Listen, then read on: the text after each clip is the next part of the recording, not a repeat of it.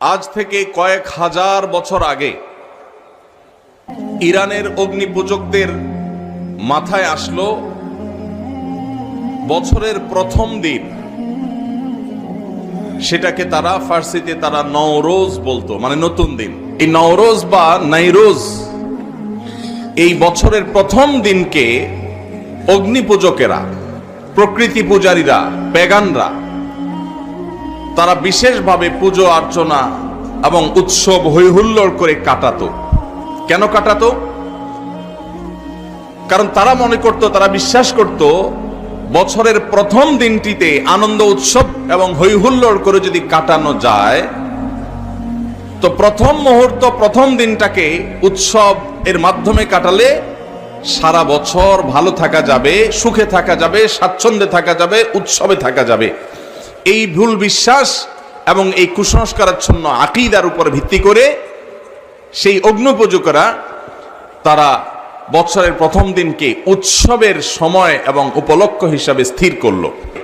বহু হাজার বছর আগের ঘটনা। এটার শুরু এবং উৎপত্তি হলো ইরান থেকে। এরপর বহুকাল পর খ্রিস্টানরা এই কালচারটাকে ধারণ করলো।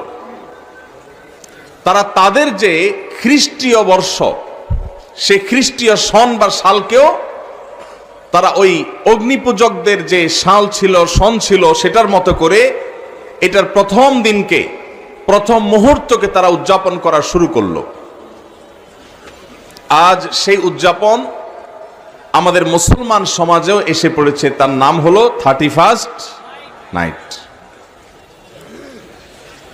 এই 31st নাইটের এই কালচার, এটা এসেছে অগ্নিপূজকদের কাছ থেকে, খ্রিস্টানদের ঘাড় হয়ে এখন সেটা মুসলমানদের সমাজেও বসবাস করছে, টিকে আছে। 31st নাইটের যে কালচার এবং সংস্কৃতি, এই সংস্কৃতির মূল থিমটা হলো সেই অগ্নিপূজকদের থিম, অর্থাৎ বছরের প্রথম মুহূর্ত,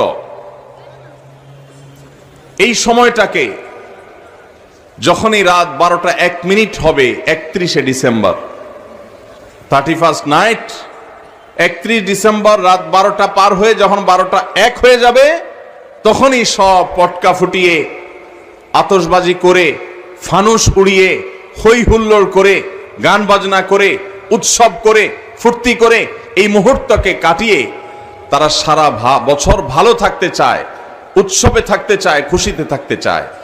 এই চিন্তাধারা, এই ধ্যান ধারণা এসেছে অগ্নিপূজকদের কাছে।